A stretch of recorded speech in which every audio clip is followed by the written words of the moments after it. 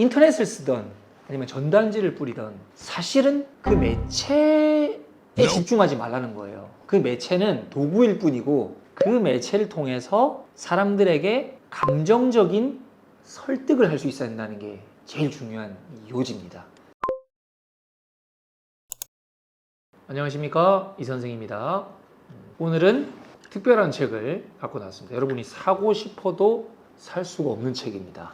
절판이 된 책이에요. 90일 만에 당신의 회사를 고수익 기업으로 바꿔라 라고 하는 책인데요. 이 책의 저자는 간다 마사노리라고 하는 중고책계에서는 꽤나 인지도가 있는 그분이 쓴 책들이 대부분 절판이 많이 됐는데 다 10만 원 정도 이상 하는 중고 가격을 형성하고 있거든요. 이 책은 되게 옛날에 나온 책인데 번역도 조금 이상한 것 같아요. 근데도 뭔가 이렇게 웃돈에 웃돈이 붙어가지고 어떤 중고에 보니까 50만 원까지 올라가 있더라고요. 저도 그리고 50만 원을 저도 못 삽니다. 이제 읽어보게 되었는데 간다 마사노리 책은 항상 느끼는 거지만 되게 명쾌하고 좀 직설적으로 도움될 만한 이야기들을 아주 잘 전달하는 그런 작가라는 생각이 듭니다. 뭐 기회가 되신다면 지역의 동네 도서관에 가보면 종종 있더라고요. 이제 읽어보셨으면 좋겠습니다. 내용은 구체적인 테크닉들을 많이 소개해 주는데 저는 이 책을 통해서 좀 본질적인 이야기를 하고 싶어요. 제가 마케팅하는 사람이다 보니까 마케팅의 끝은 결국 어디로 돌아가냐면 컨텐츠로 돌아가거든요. 결국은 컨텐츠의 그 메시지가 얼마나 소비자에게 설득력이 있는가, 거기에 되게 깊고 본질적인 이야기를 이 간다 마사노리가 하고 있습니다. 그 얘기를 오늘 좀 할까 합니다. 강조 포인트? 첫 번째는 어떤 내용이 나오냐면 요즘 인터넷 광고가 많잖아요. 인터넷 광고가 되게 중요하다, 온라인 광고가 중요하다는 말씀 많이 들으셨을 텐데 거기에 대해서 이런 말을 해요. 많은 회사에서 착각하고 있는 것은 인터넷이라고 하는 매체 자체의 효과가 있다고 믿는 것입니다. 그냥 인터넷에 상품을 올리면 판매될 것이라고 생각합니다. 옛날에 쓴 책이다 보니까 인터넷 초창기 때 쓴 책이라 그래요. 그러나 이것은 큰 착각입니다 라고 하면서 되게 길게 설명을 해놨어요. 우리가 온라인 마케팅을 해야 한다는 말을 많이 하는데 자칫 이렇게 생각하고 있지는 않나요? 온라인에 뭔가 답이 있다, 온라인이 지금 대세고 온라인을 내가 공략하면 성공할 수 있다 하면서 채널 자체에 좀 집중하고 있는 건 아닌지 한번 생각해 보게끔 하는 내용들이 나와요. 인터넷을 쓰던 아니면 전단지를 뿌리던 사실은 그 매체에 집중하지 말라는 거예요. 그 매체는 도구일 뿐이고 그 매체를 통해서 사람들에게 감정적인 설득을 할 수 있어야 된다는 게 제일 중요한 요지입니다. 어떤 툴을 쓰던 간에 소비자의 마음을 사야 된다는 거예요. 그런 얘기 많이 들어보셨죠? 공감을 얻어야 된다, 마음을 사야 된다, 그리고 호감을 얻어야 된다, 이런 얘기 많이 들으셨을 텐데 그 얘기를 하고 있는 겁니다. 근데 요즘 너무 많은 땡땡땡 마케팅이라는 단어 때문에 그 땡땡땡에 집중하는 게 아닌가 하는 거죠. 예를 들면 유튜브, 블로그 마케팅 해라, 카페 마케팅 해라, 지식인 마케팅 해라, 구글 마케팅 해라, 이런 게 다 채널 자체로 자꾸 포커스를 맞추게 하는 말들이잖아요. 그런데 그런 채널보다는 결국은 그 채널을 통해서 내가 진짜 소비자의 마음을 잘 사고 있는가를 생각하라는 말을 하고 있는 겁니다. 대부분의 이야기들이 그런 내용들이 나오고 있어요. 자, 근데 인터넷 자체가 중요한 게 아니면 감정을 사는 게 중요하다고 말을 했잖아요. 그러면 어떻게 하면 감정을 살 수 있는 것이며 도대체 왜 감정을 사는 게 그렇게 중요하냐라고 의문을 가질 수가 있잖아요. 거기에 우리 이제 간다 마사노리가 아주 명확한 말을 해줍니다. 판매에 관한 근본적인 오해라고 하면서 이렇게 쫙 써가지고 그 카테고리에 뭐라고 되어 있냐면은 그러나 유감이지만 인간은 이유로는 사지 않습니다. 감정으로 삽니다. 그리고 그 후에야 비로소 이유로 정당화시킵니다. 사람은 감정으로 사고 이유로는 그냥 정당화시킬 뿐입니다. 여러분 그렇지 않나요? 살 때 보면 막 이렇게 마음이 동해서 산 다음에 그 다음에 뭔가 내가 이래 샀겠지 하면서 자기가 충동질을 했었어도 그렇게 조금 자기 합리화를 하잖아요. 그 얘기를 하는 거예요. 그러면서 하는 말이 이 순서가 틀리면 굉장히 치명적이 된다는 거예요. 잘 봐요. 아까 전에 감정이 먼저고 두 번째가 논리라고 했잖아요. 근데 이 순서가 틀리면 치명적이라는 거죠. 먼저 대부분의 사람들은 논리로 설명을 하죠. 이런 게 있으면 이것이 왜 좋은지를 논리적으로 막 설명해요. 그러면 어떻게 해요? 상대방은 그런 설명한 내 자신을 볼 때 점점 눈빛이 막 이렇게 경멸의 눈빛, 부담의 눈빛으로 바뀌면서 이 간다 마사노리의 표현대로라면 점점 나를 벌레 보듯 한다는 거지. 심지어 해충이라고까지 표현해요. 해충 보듯이 본다고.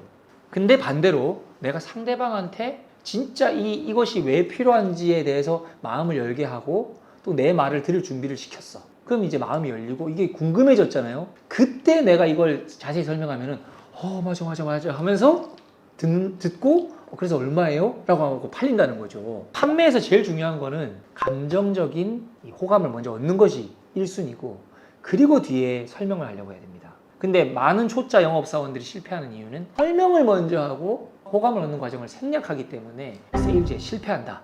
이런 얘기를 하거든요. 그래서 사람이 그렇게 생겨 먹었기 때문에 감정이 중요한 거예요. 그런데 우리가 온라인으로 마케팅을 하고 있잖아요. 도대체 온라인에서 어떤 콘텐츠를 통해서 아니면 유튜브 뭐 이런 영상을 통해서 어떻게 하면 감정적으로 저 상대방한테 호감을 얻을 수 있을까요? 호감을 얻는 기술 이제 2가지를 알려드릴게요. 그건 이 책에 막 자세히 나오지는 않습니다. 요거는 이제 다른 부분에 대해서 제가 좀 얘기를 해드릴게요. 제 책에 나오는 내용을 좀 소개를 해드리면서 첨부해서 좀 말씀을 드릴게요. 기본적으로 사람은요, 누구를 가장 사랑할까요? 자기 자신을 사랑합니다. 자기 자신을 너무나 사랑해요. 그래서 그 점을 공략해야 상대방이 이제 귀를 엽니다. 일단 첫 번째, 마케팅 컨텐츠를 만들 때 철저하게 상대방 그 컨텐츠를 읽을 사람 아니면 볼 사람에게 정말 필요한 내용이라는 것을 잘 어필해야 돼요. 예를 들면 사소한 부탁을 하더라도요.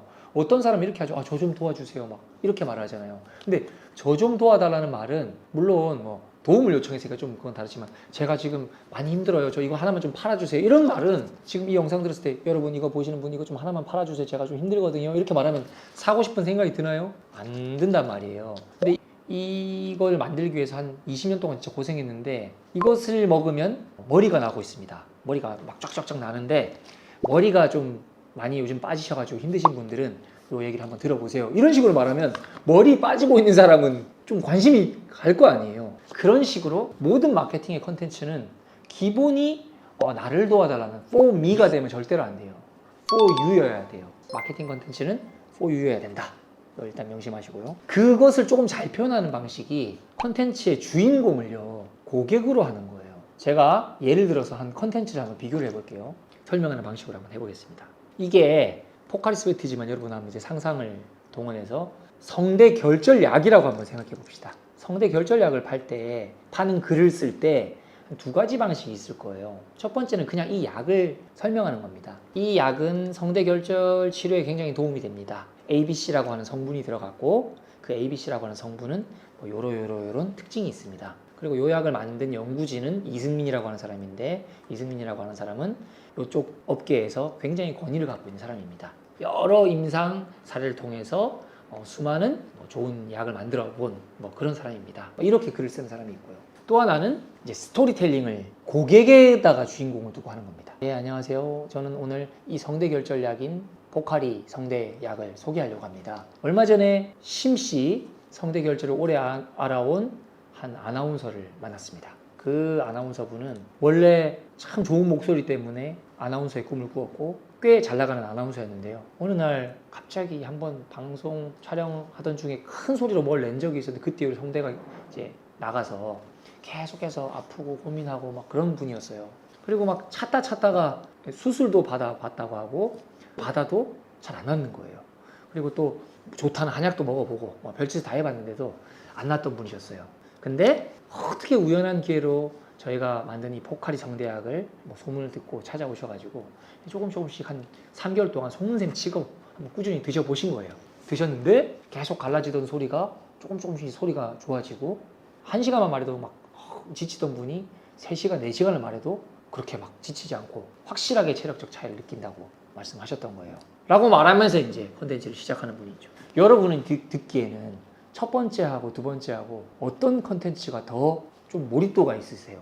당연히 아마 2번째셨을 거예요. 왜냐면 여러분이 고객인데 제가 고객의 이야기를 했기 때문에 동질감을 느끼는 거거든요. 심지어 지금 이 영상을 보시는 분 중에 성대결절을 아니신 분도 많잖아요. 근데 내가 이미 고객이고 소비자이기 때문에 소비자의 이야기를 들으면 그냥 그 공급자의 그 제품 얘기를 들을 때보다는 귀가 열린다는 거죠. 기본적으로 나와 비슷한 이야기 그리고 나에게 도움되는 이야기에 사람들은 귀를 엽니다. 그러니까 마케팅 컨텐츠를 쓸 때 꼭 감정을 얻기 위해서는 그 상대방이 가장 좋아하는 이야기를 해야 되는데 그 좋아하는 이야기는 그 사람과 비슷한 고객의 이야기 아니면 그 사람에게 도움되는 이야기여야 된다는 것을 잊지 마십시오. 그렇게 되는 이유는 먼저 설명부터 하면은 귀가 안 열린다. 마음이 안 열렸기 때문에. 사람은 감정으로 사지 논리로 사지 않는다. 이걸 기억하는 게 되게 중요해요. 이 책 전체 통틀어서 이 저자는 그 이야기를 가장 많이 합니다. 하수 영업사원하고 고수 영업사원에 막 예를 드는데 고수는 감정을 노리고 하수는 제품에 집중한다는 거거든요. 진짜 맞는 것 같아요. 제품을 자꾸 설명하려고 해봤자 사람들은 들으려고 안 하거든요. 그리고 아까 지나가다가 잠깐 얘기했지만 절대 for me로 말을 하면은 듣지 않는다. 여러분 이 영상 지금 세일즈 판매하시는 분들이라면 진짜 도움되실 거니까 꼭 들어보세요 라고 하는 거하고 제 영상 좀 봐주세요 라고 말하는 거는 들릴 때 이미 다르죠. 나한테 도움이 된다는 느낌이 나게 말을 할 필요가 있어요. 그게 되게 중요하고요. 그리고 이제 저희가 병원 마케팅을 많이 하는 회사다 보니까 그런 게 있습니다. 병원이라고 하는 환경은 되게 독특한 환경이에요. 어떤 환경이냐면 이미 환자들이 짜증이 많이 난 상태로 온 곳이에요. 그 누구도 웃으면서 막 기분 좋아서 들어온 경우가 거의 없죠. 두려워하거나 아니면 아프거나 해서 왔기 때문에 설사 미용 시술이라고 하더라도 되게 긴장하고 걱정되는 마음으로 왔기 때문에 일반적인 소비를 하는 그런 소비자가 아닙니다. 그런데 그 원장님들이 그 병원이라고 하는 특수한 환경에 대한 이해도가 조금 부족하신 경우가 있어요. 그래서 환자들의 재방문율이 굉장히 낮은 병원이 있어요. 나는 분명히 성심성의껏 다 치료해줬고 분명히 좀 뭔가 좋아진 것 같은데 왜 나한테 안 올까?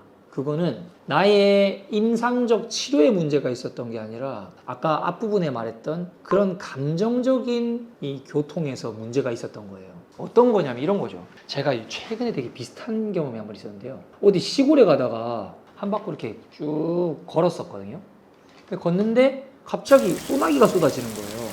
근데 옛날 어디서 막 보던 그 우산 장수가 있더라고요. 우산 장수 아저씨가 나이가 좀 지긋하신 그분한테 제가 이거 우산 얼마예요? 이랬더니 아저씨가 갑자기 인상을 막 쓰더니 이러더라고요. 요즘 사람들은 진짜 안 돼. 막 갑자기 이러는 거 제가 우산이 얼마인지 물어봤는데 얼마예요?